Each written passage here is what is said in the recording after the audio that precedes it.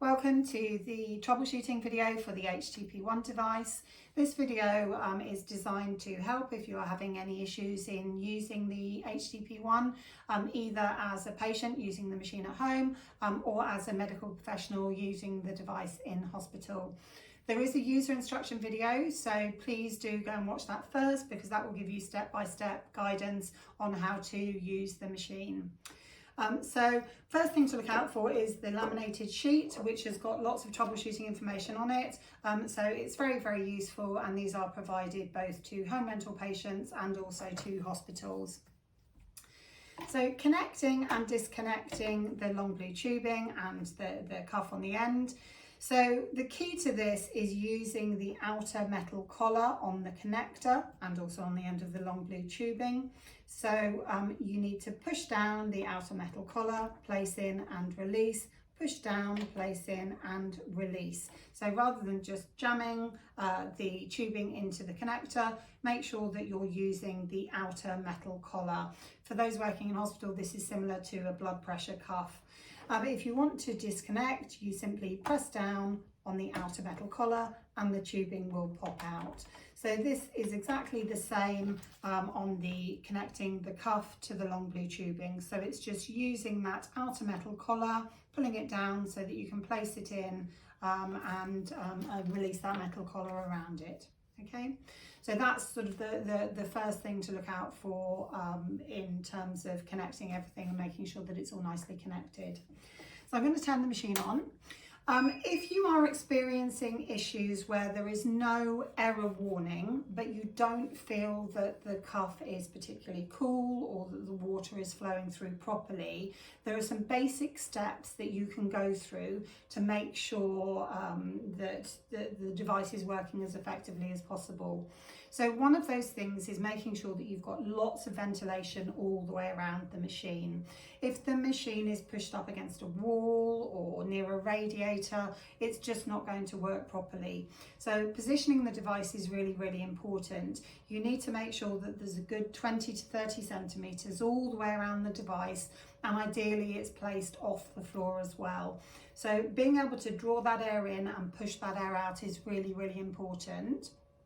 The other thing to bear in mind is that ambient temperature will play a part in how the device can cool. So if the room is very hot, that will impact on how the machine can cool. So we normally recommend a room temperature of 23 degrees or below.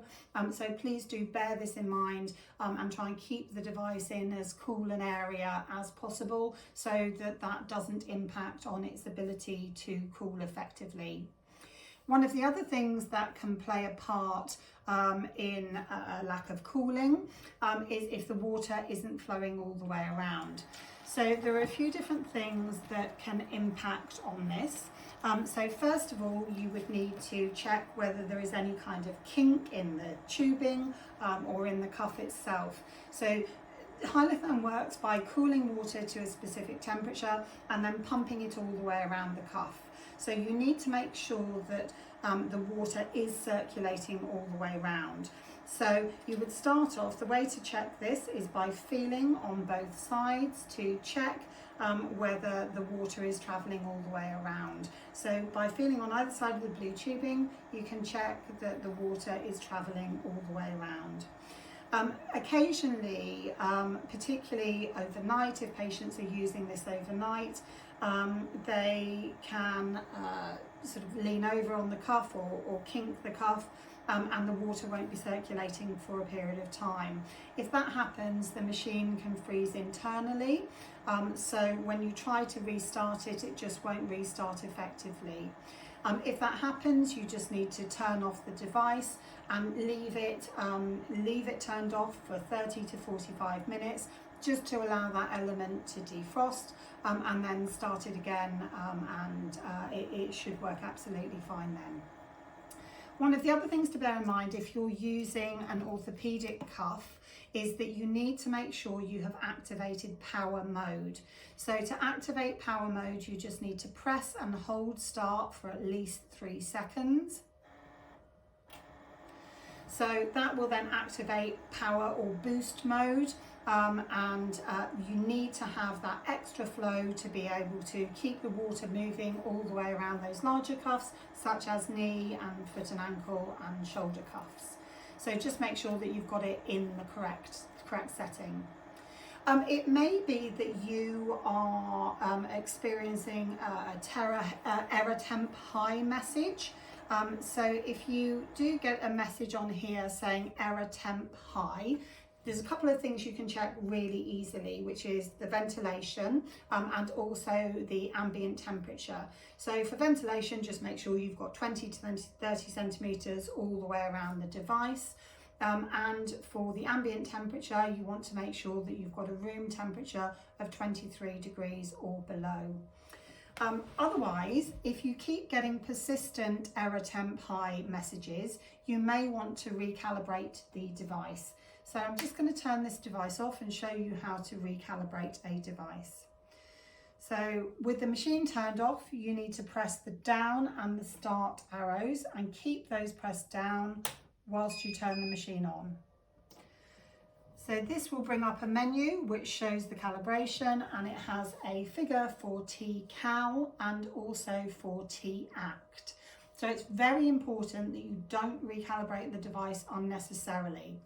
So if the T-cal figure is 0, then you want to press and hold the up arrow until you hear a long beep.